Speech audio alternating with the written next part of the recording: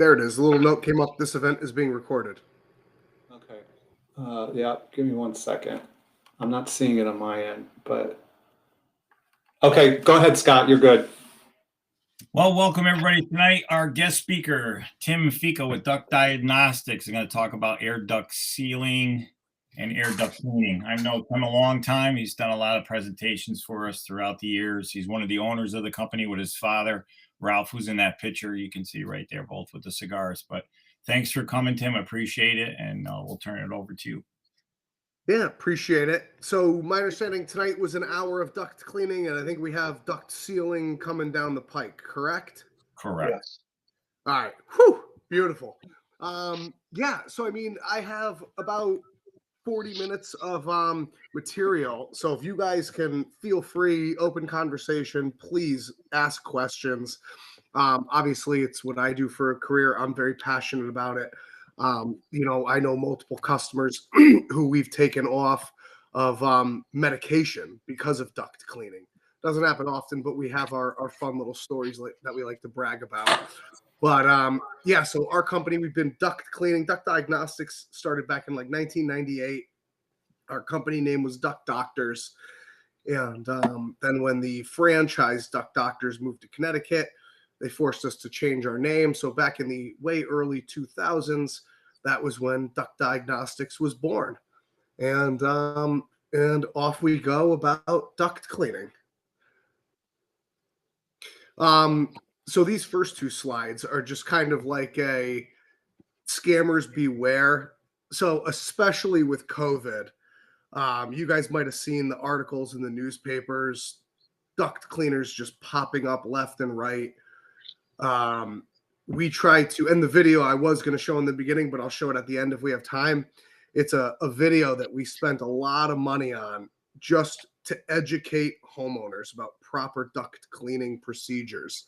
Because there's just so many horror stories. You guys might have even heard them of just the chuck and a trucks that go out there with a shop vac.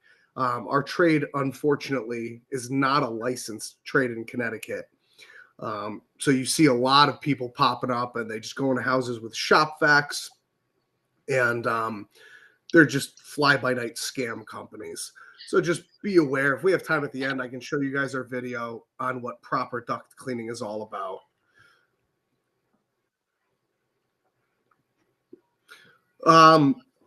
Very basic, different types of duct systems you might encounter. Metal often has exterior insulation wrapped, either bubble wrap or fiberglass around it.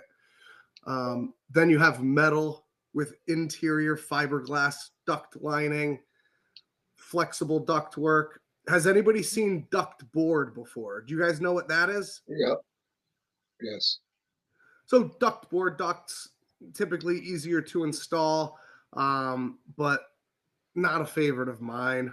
And then slab ducts where they run them under the house. Have you guys have seen slab ducts before? Yes. A lot of times, not even really any access to clean them.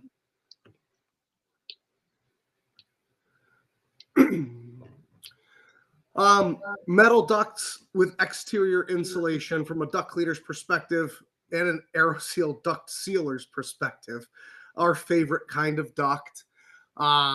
It can be cleaned with the most abrasive methods. We can actually get in, brush the inside of the duct.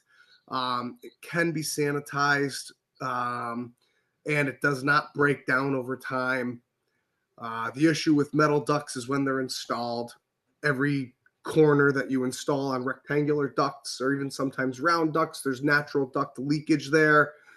It needs to be insulated, so there's added cost when you're installing metal ducts, and it's very labor intensive.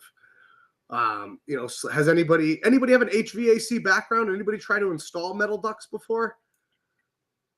Flex pain duct. in the ass. That's it. Flex duct. Yeah, well, yeah, flex duct is easy, but yeah, sheet metal duct is a pain in the ass. You really got to get them perfectly lined up to slide the S drive in. It's very labor intensive, but they'll last forever. It's just metal. It's not going to go bad as long as it's insulated properly. Metal ducts with interior lining.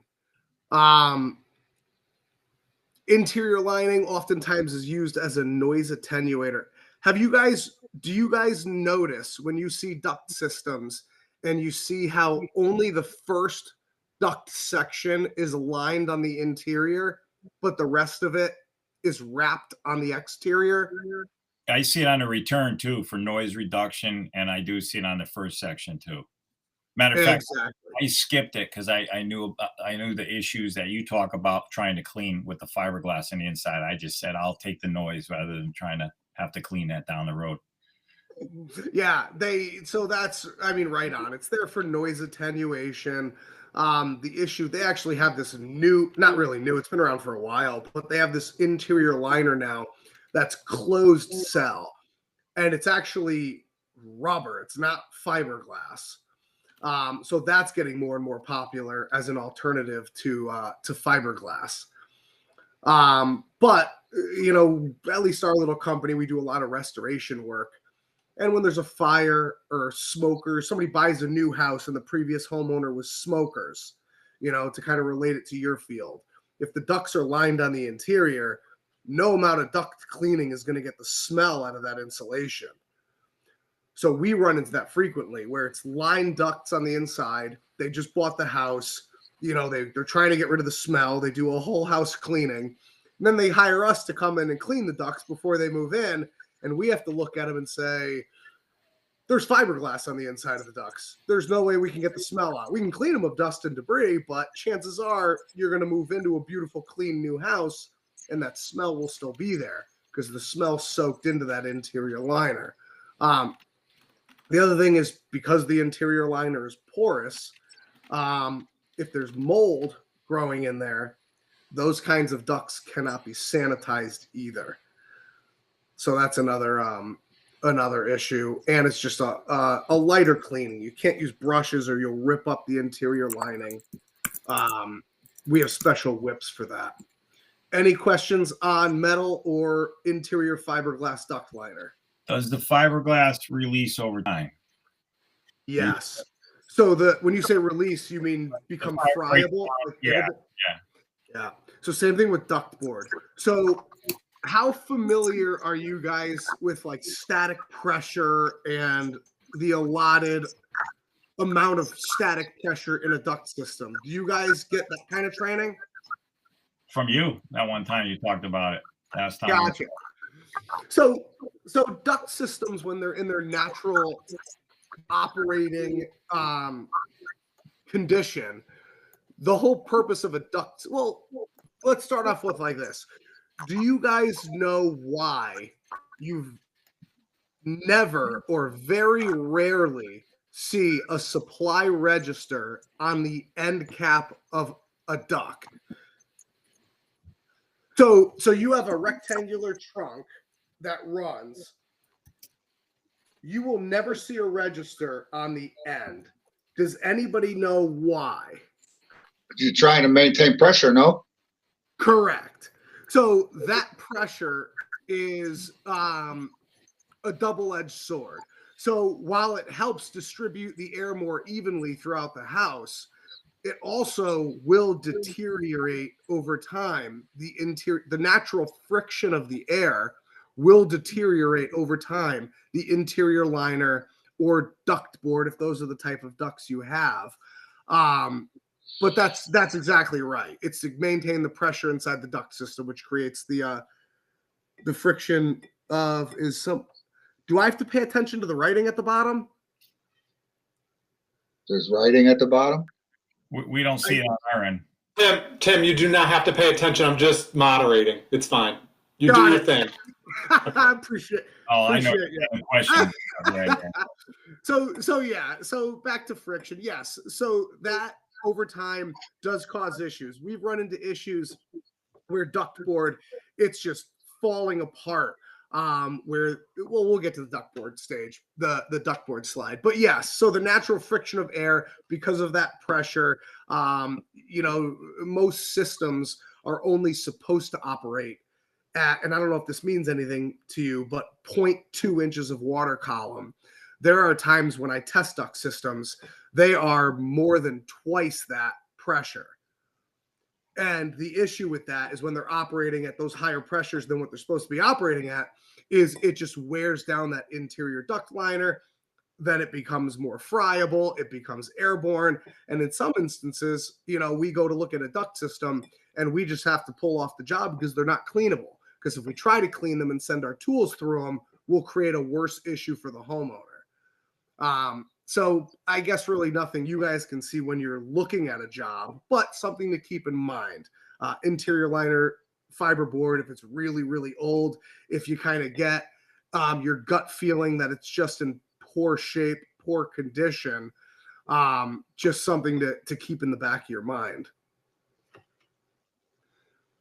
Flexible ductwork, you guys see it all the time. It's it is non-porous on the inside. It is sanitizable, but to disconnect it, scrunch it together, wipe it all. While you're unscrunching it, you're just removing and replacing it. So whenever we go to a restoration with Flex, if it gets wet or if there's mold on the inside of it, it's just coming out, getting removed and replaced. It is very easy to install. Obviously, best case is just the metal branches, but they are just a pain in the butt to install. Flex also can dry out, and Flex also, in extreme instances, can become friable. We've run into this only a handful of times, but over long periods of time of just dry air pumping through it, if you don't have appropriate humidity. And again, this has only happened a handful of times, just kind of sharing my experiences with you guys. We have run into where we've just tried to clean Flex and our tools just ripped through the plastic. And again, hasn't happened often, but can happen. So just something I guess to keep in the back of your mind if the ducts just look like hell. Something to just another tool to have in your arsenal. And the infamous duct board. Have you guys ever been in an attic? I'll see it all the time up there, yeah. And you see where it looks like somebody just stepped on a ductboard duct and it's just crushed. Another thing to really do is so there's ductboard, and it's, at least in my experience, you can kind of tell when ductboard is in good shape or if it just looks like crap. And if it looks like hell, my recommendation to you would be to take your hand and just kind of lightly push on the top. If it doesn't feel rigid, if it feels like a piece of paper, oftentimes what we find when we're cleaning in those instances is the moisture barrier that's holding up the compressed fiber duct board has fallen down and collapsed. So instead of feeling the rigidness on the top, the duct board in the duct has separated from its moisture barrier, and that's when you feel that paper on the top.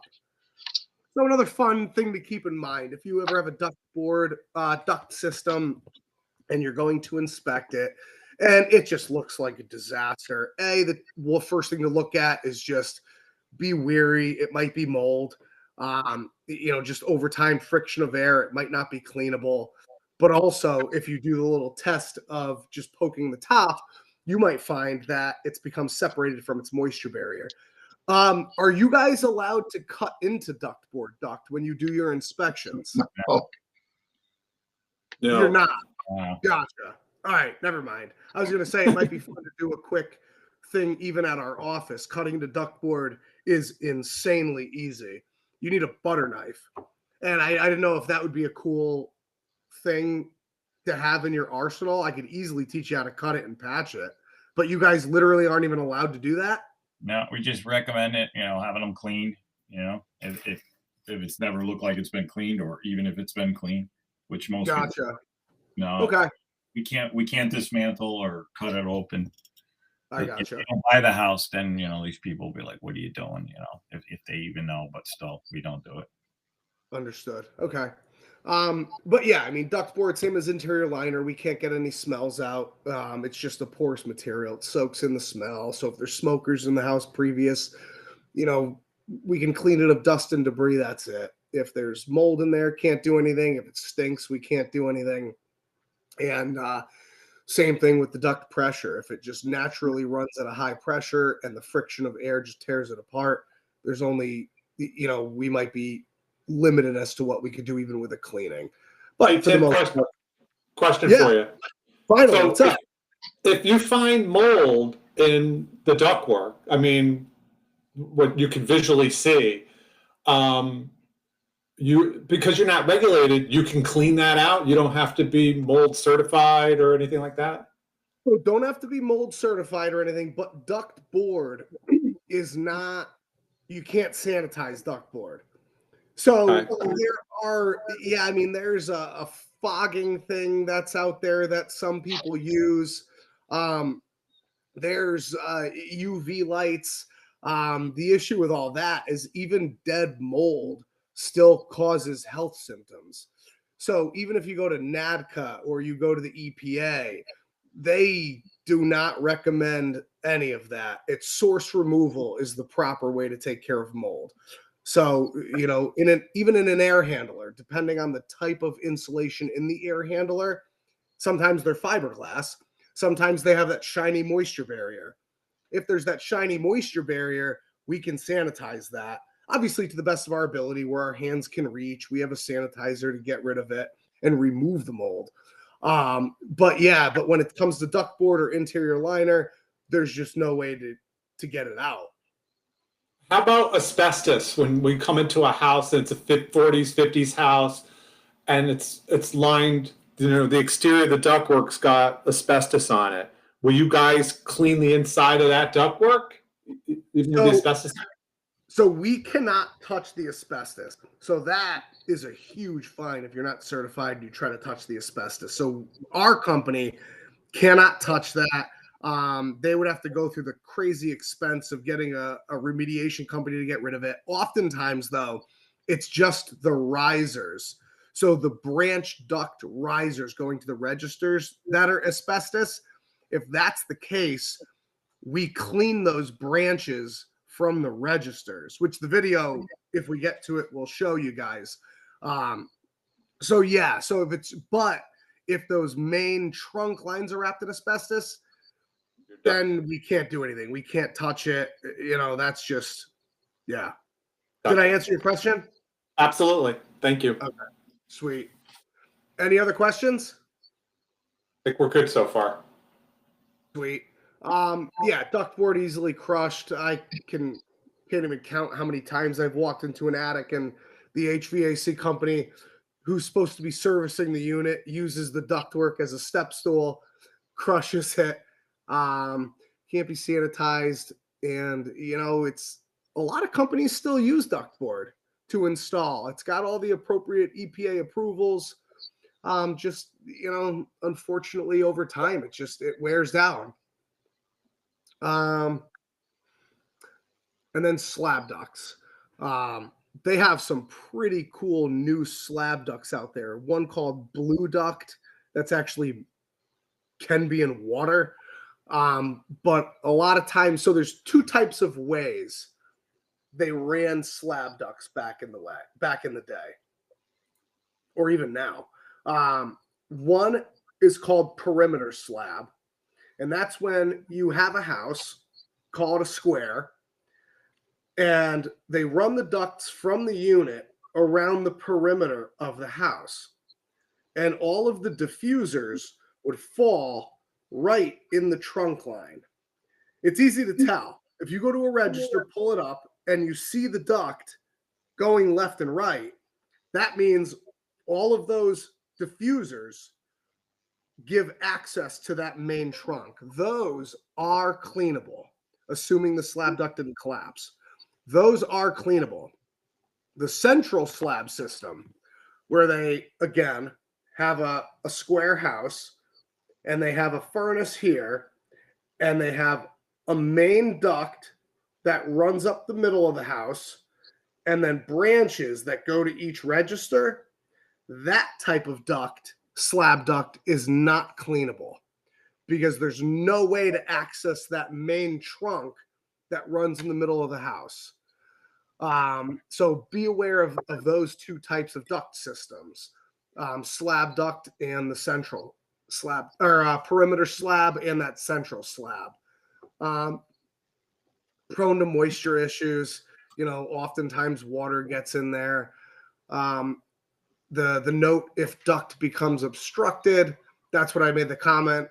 We've seen it where slab ducts have collapsed, and we've had to do inspections and just literally found the floor collapsed in the duct, and there's just no way to overcome that without jackhammering up the whole floor and rerunning ducts underground. And then we covered possibly not cleanable and unable to sanitize. Oftentimes it's in concrete. Concrete's porous. That's how water gets into it. High humidity levels in there. But the benefit is it's out of sight. Tim, question. What's up? I get, at least when I do inspections, I'll get a lot of questions from clients who will ask, after we move into the house, you've said that the ducts look pretty good from what you can see. Of course, we can't cut into anything, but we do try to peek into registers and you could get a general sense of the house. So they'll ask me, what maintenance do I have to do on these ducts after I move in if I don't want to call a professional right away to get them cleaned? Or if I get them cleaned, how often should I get them cleaned? And in between cleanings, what maintenance do I have to do? I'll get that question a lot. I love it. So the maintenance is an HVAC thing and what an HVAC company thing, which we don't do HVAC. We have, I think, 80 different HVAC companies who refer us work. So our company policy is we don't bite the hand that feeds. But from my recommendation to homeowners is absolutely get an HVAC contractor, get into a contract with them, do a minimum of once a year service. And the biggest point of getting into a contract with somebody is your heating and air conditioning is not going to go down when you don't need it. It's going to go down in the summer or the winter. And if you're not in bed with an HVAC contractor, good luck getting somebody out there when you need it, Right. So that's, in terms of service, that's my recommendation. We have a whole list of people, so we just referred where, depending on the area they live in and the contractor. In terms of cleaning, what NADCA recommends, NADCA being the National Air Duct Cleaners Association. So they say for houses with really bad health issues, so severe allergies, severe asthma, every maybe 3 to 5, 4 to 6 years. But other than that, it very well could be a one and done thing. Because you got to figure you get the ducts cleaned to get the old homeowners crud out of the ducts. But from that point forward, now it's all of your stuff. They say 70% of household dust is human skin, So at least from that point on, now it's you. Now, if you have pets, if you do construction, so if you have a customer who's going to buy a house and do construction, hands down, tell them don't clean the ducts until you're done with construction. Because if we clean the ducts, then you do construction, well, you're going to be cleaning the ducts again. And we instruct them that as well. But, food for thought here, Now, as a company, one of the things I ran into is we all went through this with COVID. Was there any kind of special precautions or cleaning or anything that you've sort of added to your service during that period of time? And the other question, too, is to expand on that, what precautions do you take to protect the people in the house if they do have like a severe allergy or stuff while you're cleaning? Do you recommend that they leave the house for a certain amount of time? Is there negative air pressure? Or yes. So that's a lot of what the video will show. So proper NADCA duct cleaning is putting the duct system under suction, and while it's under suction, you're cleaning. So the debris, any potential contaminants gets pulled, all the cleaning stays contained within the duct. So yes, I mean, in terms of did we do anything different because of COVID? I mean, there's really no new special technology to help prevent COVID spread in a duct system. It's still the same cleaning. But I mean, in the rare occasion a customer asks us to wear a mask, yes, we have masks, gloves. That doesn't really happen anymore. Gotcha. But yeah, in terms of cleaning, what I tell customers is duct cleaning is a very neat and clean process. It's just super invasive. We're going to get everywhere. We have to get to all the vents, all the diffusers. The majority of the work is going to take place up in an attic, down in a basement. But yeah, nobody has to leave. It is very clean and neat. Aeroseal process, which is in a couple weeks from now, that's different. But cleaning, very neat and clean. We actually encourage customers to be there so that way we can show them what the inside of their duct looks like before and after. You know, it's a fun little sales thing that we do. You know, a customer service sales thing that we do. Okay, thank you. Tim, You got it. going back on the maintenance stuff too. You know, we see many times as inspectors, no filters, right? Improperly sized filters, misaligned filter, dirty filters. So, you know, obviously the return, it's coming back. That sometimes, even if you have the best filter in the world, sometimes the returns, as you know, will get very dirty. So that's something that is probably a good idea, right? Because if there's no filter, all that dust, you know, at the house, if they're dirty, or the cat hair, it's all going to get sucked into the dust, right? And yep, and then the next filter is the coil. Absolutely. Yeah, I mean, you're right on. I've seen it, you've seen it. Filtration's huge. The nice thing is a lot of the times, if you notice there's no filter, you can kind of take your phone and a flashlight, and a lot of the times you can see the coil and take a picture of it. I don't know. Are you allowed to do that? Oh, you can get if you can get your camera in there or a phone in there, but yeah, I know you're saying like the A it looks like a sweater, right?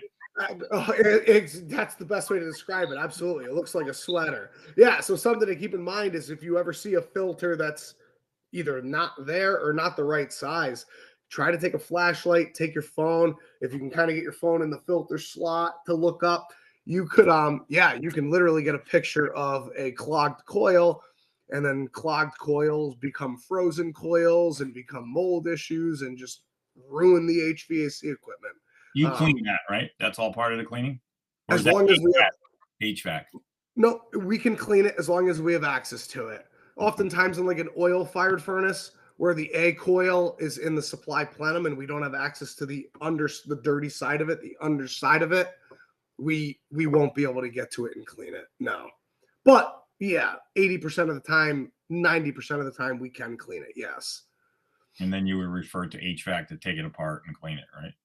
In the event of an oil-fired furnace, yeah, they'd either do that or there's a test called a pressure drop. Are you familiar with that?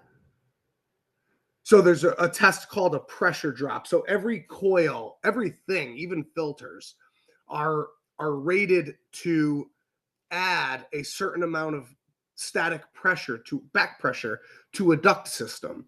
So what you can do is look at the coil and find out what its pressure drop, what it's rated for. And you do a test called a pressure drop where you turn the system in normal operating conditions and you put a little pressure tube before the coil and after the coil. And the difference between those readings is called the pressure drop. So say a coil is rated for 0.02 pressure drop, and you do the test and you learn that it's adding 0.1 inch pressure to the duct system. Well, now going back to what we were talking about before with static pressure and adding pressure to a duct system, you know that that coil is filthy because it's added so much pressure to the duct system. That's called a pressure drop test. So you can do that test to even see if the coil is dirty. And then you're right. If it is dirty in that event, they got to reclaim the refrigerant. They got to take the coil outside, power wash it, then it becomes a big deal that you really need to have a refrigerant license to deal with, which we cannot do that. But in the event of heat pumps, which is most of the cases now, because oil is getting less and less popular, 90% of the time we can clean the coil if we have access to it. Any questions on that? Sweet. Thank you. What's up? No, you're good. Go ahead, Tim. Thanks. Sweet. You guys know the HVAC process. Return sucks the air in, supply blows it out. Duct sizing, super important. Especially when you get to air conditioning. You almost need you do need an engineer's degree. Because I think one of these, no. All right. So what is the single most important purpose of air conditioning? Take moisture out. Exactly. Dehumidification. And the byproduct of the dehumidification is you get the cool and cold air coming out. So thank you. And that's why duct sizes are important. Obviously, all going back to the static pressure. If you cool a house too quickly, that's called short cycling. Means the air conditioning system hasn't run long enough to dehumidify the house properly. These are all fancy duct sizes. Humidification. I'm sure you guys see all the time the crazy mold breeding ground of some of these humidifiers. They have very expensive, sexy steam humidifiers now. Those are much better. These are just puddles of water and mold breeding grounds. We clean them, take them apart. They are cleanable, sanitizable. They just are. It's going to come back. Not a big fan of them. You finding a lot of mold. I mean, I got to be honest with you. I didn't use mine this year. I got a flow through, and prior to removing my oil fired the old furnace, I went with high efficiency gas. Yeah. And all new ducts. I didn't even have for some odd reason this year the air was fine. I mean, I didn't feel like I needed it, nor my wife. Do you find you see a lot of mold with any one of these? I mean, a lot of the new ones we see are the flow through, and then some of those steam ones. Are you seeing? Oh, so depending on the age, yeah, these are almost always a disaster. Can you see my mouse? I think you can. So the worst one in the upper left, those are almost always a disaster. Second best, we've seen oftentimes that little that pad just deteriorates and just gets into the airstream. So you got to make sure you maintain those. But yeah, we do see a lot of mold oftentimes in those. A fun tool so 90+% of any discomfort concern in a homeowner's house is humidity issues. So probably for you, are you guys allowed to do like testing on air, like have a hygrometer on you to see what the humidity level in the houses are? I don't personally. I mean, there might be guys do. I can't speak for the rest of the guys. Gotcha. So a fun tool that might be beneficial to you guys, and I recommend it to all my homeowners whenever we get called for any calls for comfort concerns, is called a hygrometer. All it does is read humidity in a house. And 90+% of all comfort concerns come from lack of humidity control, whether they have too much humidity, short cycling, or not enough humidity when they have to install a humidifier. So that's a fun fact. But yeah, these humidifiers, the second best, worst, if they're not properly maintained, we just see them causing all sorts of disasters and issues. Steam humidifiers a little more money, but they do a good job. And it's just a probe that goes in the duct system, easy to clean, doesn't really build up crazy mold or anything on those humidifier pads, et cetera, et cetera.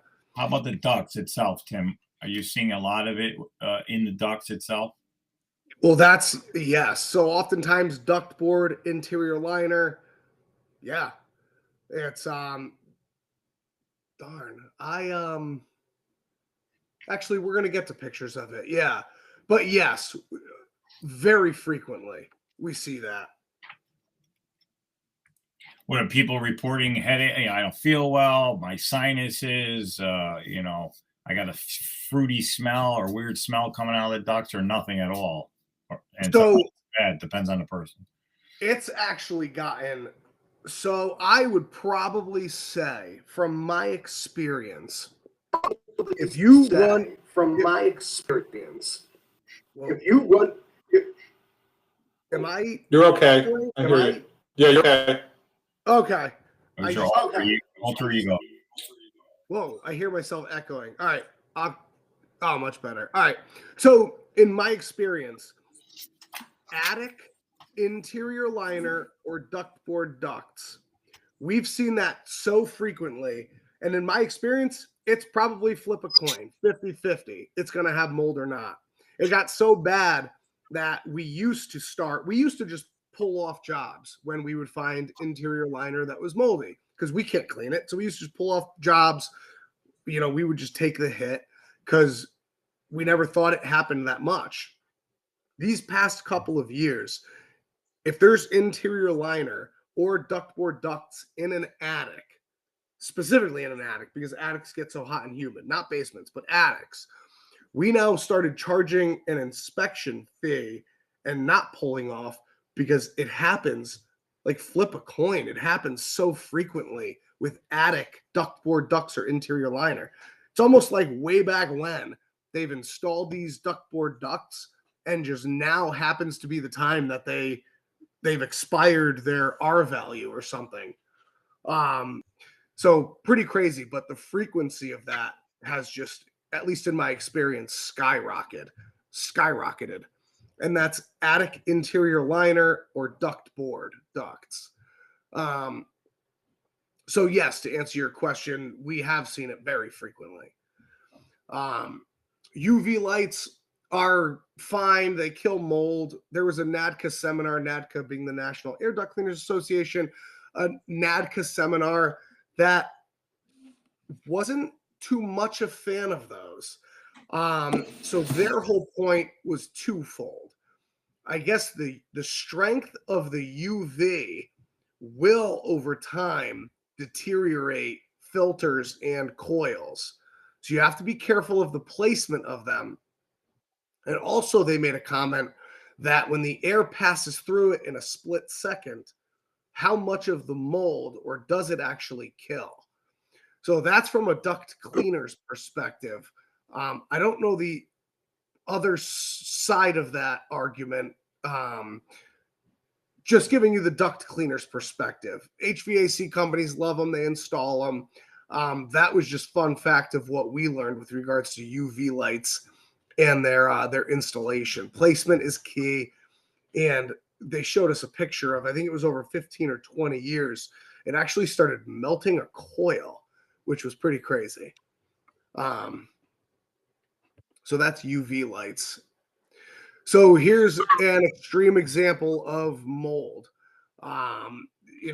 Air conditioning coils need to be maintained because they are a breeding ground for mold. Just a tremendous amount of condensation happens at an air conditioning coil. It's natural. And it's funny. Mold is what I've gotten used to telling customers is mold is natural. If you want air conditioning, you will get mold because there's just a crazy amount of condensation that happens in the coil. It's inevitable. So yes, we go in there, we clean it. The HVAC companies, they'll go in there, they inspect, they clean. But yeah, it's natural. An interior liner, as you can see in this picture, just it happens. And preventative maintenance from HVAC, from keeping the coil clean, can prevent this. And more importantly, proper duct sizing prevents this as well. And if anybody cares to know, that is not sanitizable. That we would pull off and recommend removing and replacing. Here's another example. Ductboard is supposed to be black and it's moldy. Oh, well, I was supposed to ask you guys. Do you think we should remediate that or condemn it? Condemn. Get rid of it. Is that Woodford's Reserve? No. Ah, sorry. Oh, I'm kidding. So filters. It's funny because now when you go to supply houses like Ari Michaels in Stratford, I don't know if you guys are familiar with it or if you use it, they don't even sell fiberglass filters anymore. So fiberglass filters, they come with the units when you buy them, but they're not even sold in warehouses anymore. A 1-inch thick pleated filter is good, and it's only good because it increases. Well, so I think the next slide is MERV. Perfect.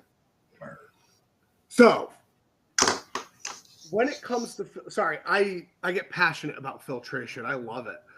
There's two types of things you want to take into consideration with filtration.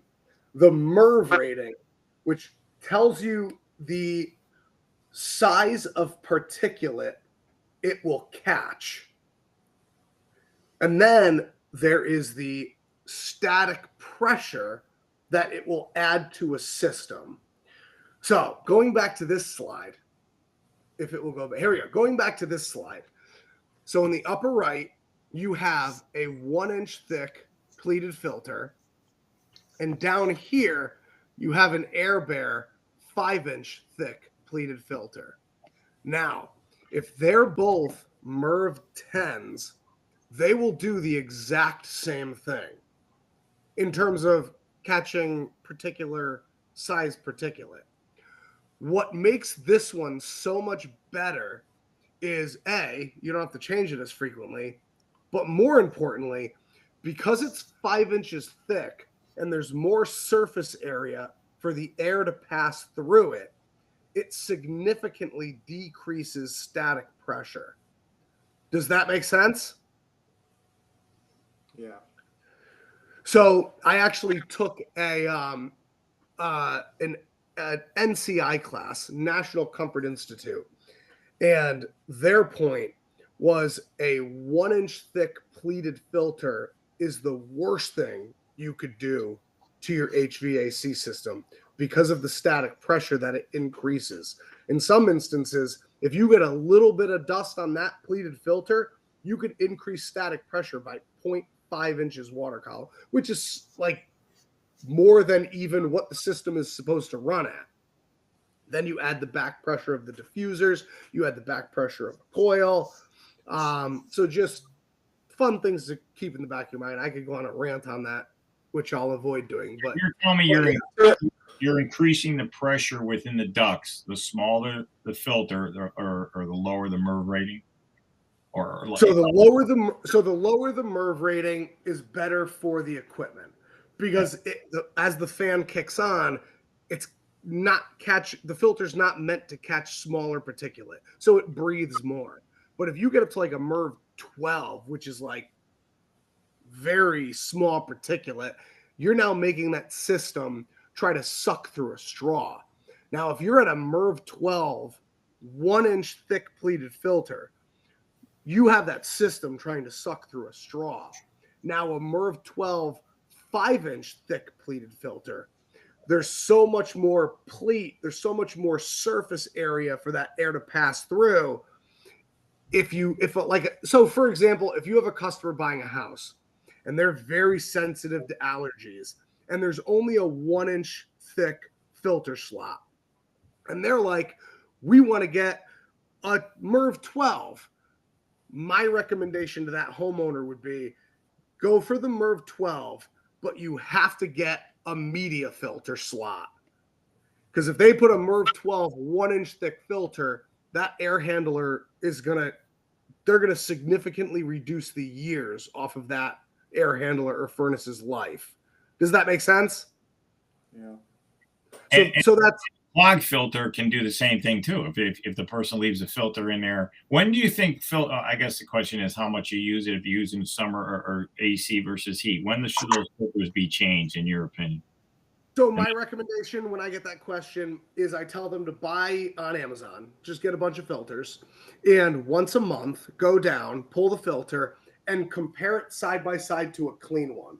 Because if it's clean, there's no expiration date for filters. Throw it back in. But when it starts getting discolored or dirty, that's when you have to change it. And it's really when you get used to your house. You know, if you're moving into a new house and the ducts are filthy, you might learn you have to change it once a week.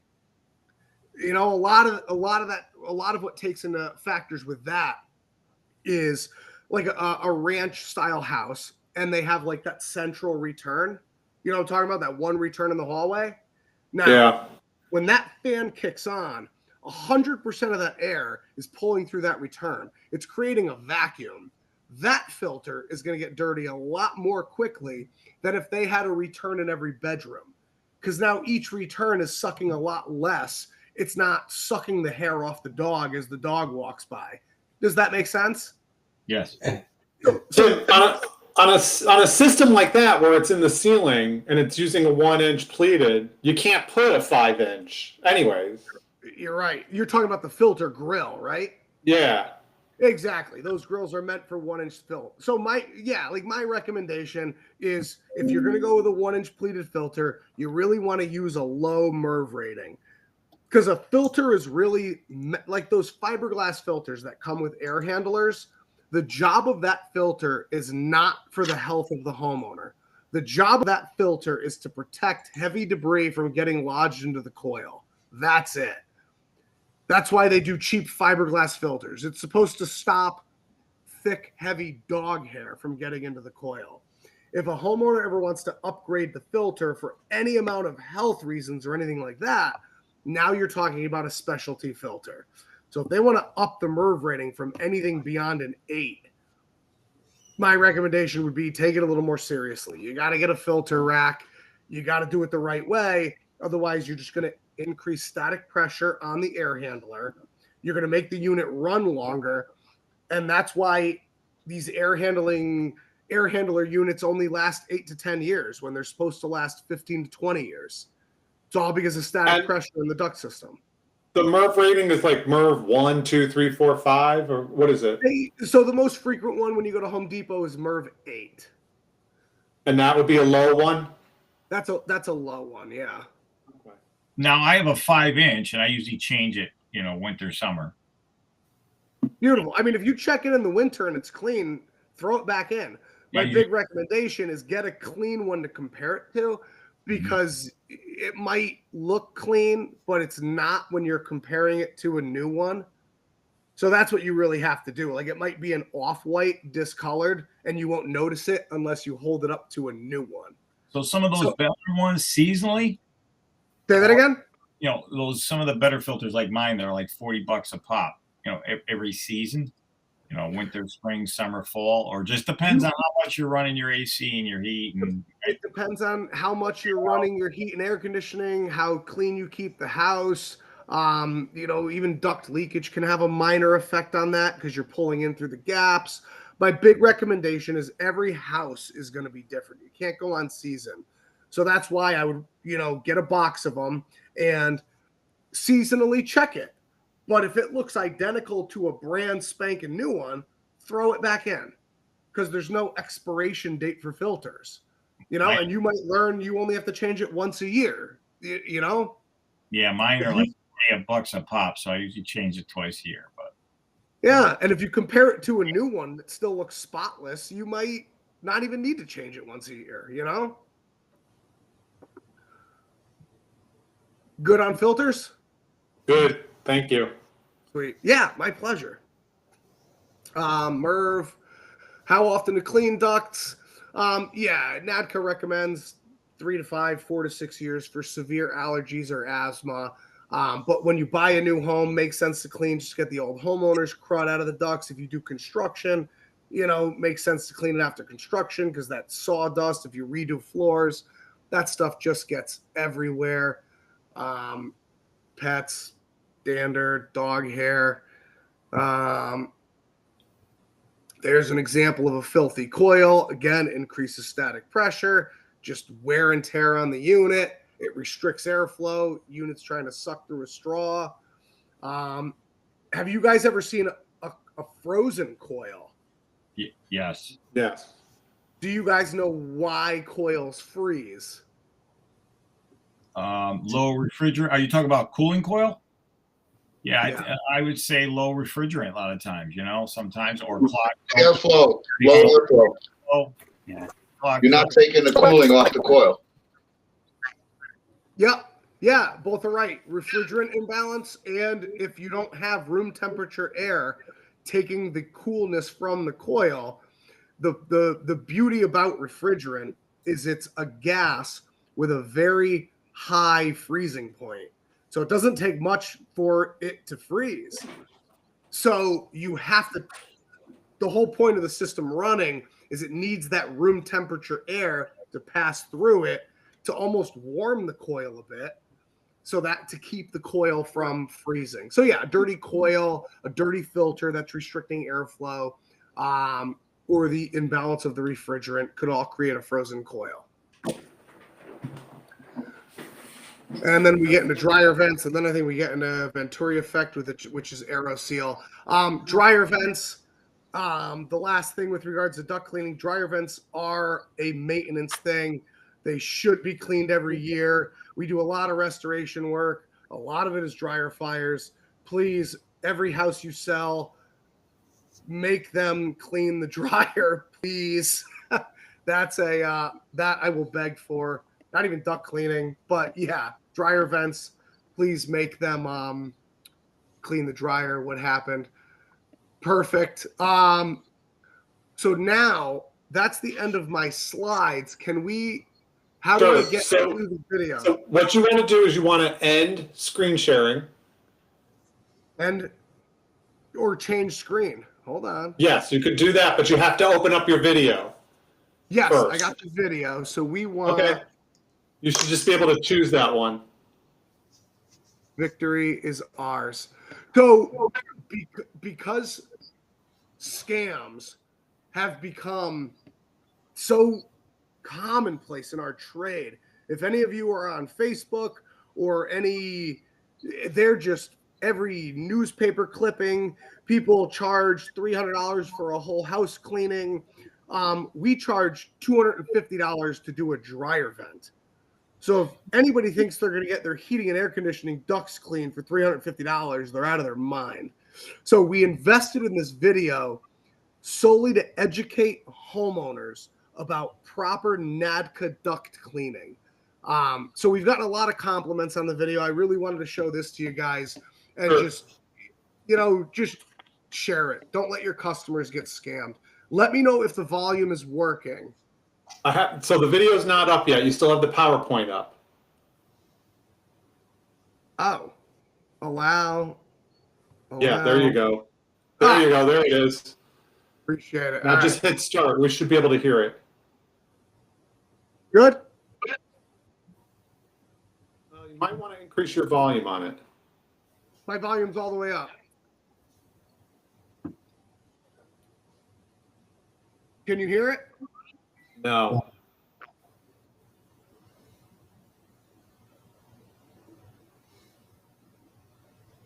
You do not hear it? No. All right. If you want, I can just send you the link. You can watch it. It's kind of pointless without the words. Okay. Yeah, you can send me the link. Wait, I'll send is, it. Perfect. is the wife hammering the husband? Huh? I said, is the wife hammering the husband? Naturally, because he used a shitty duct cleaner. Excuse my language. He's naturally. I mean, that's all I got for you guys. Do you have any questions on static pressure, filtration, duct cleaning, anything? I'm I think good. we're good. All right. Common thing that I see a lot is there's no covers over the filters on a lot of systems. Yeah. And that's not a good thing either. No, because then the unit's not protected. The next filter literally becomes the air conditioning coil. And if that's clogged, goes back to static pressure, kills the length of the unit. You get a frozen coil. You could have a water issue. If it's up in the attic. It's it's not good. Tim, what about electronic air filters that we see once in a while? Half of them are broken, but every once in a while you get one that works. They're all freaking broken. I mean, they're great. The issue with them is once they get a light layer of dust on them, the static doesn't work. So dirty ducts, they stink. Without maintenance, they stink. I mean, it's just so, in my opinion, they're beautiful filters. If you maintain them well, they're good, but they're a pain. Every time we run into one and it's just broken, we just throw a media filter in the slot and be done with it. Because once they're broken and they stop working, it's the equivalent of not having a filter in there. All the debris just goes right by the cells. So yeah, but yeah, I feel like good point. I feel like almost every time I see one of those, it's broken. Yeah. Any other questions? Can you just explain the cleaning process, how it works, how you guys clean? How do you come in? Do you have to cut the ducts? You make ports? Do you send a brush in? Do you have those whips? What are the different ways that you do it? So the video will explain that, but just briefly. So, and this is how I explain it to homeowners. So I apologize if it's a little remedial. So imagine your duct system is like a tree. And the terminology is the same as well. So it all comes together. So you have the trunk of the tree, or the duct trunk, the main, runs the length of the house or whatever it is it services. And off of the trunk, you have your branches, your flex duct. And at the end of the branches are where your registers are in the floor or the ceiling. So that's your duct system. So duct cleaning. At the base of the tree, where your furnace is, we'll cut a hole in the duct and put the whole tree under suction. So while the whole tree is under negative pressure, we start at the end of the branches on the tree, and we take all the registers off, wash them, sanitize them, clean them.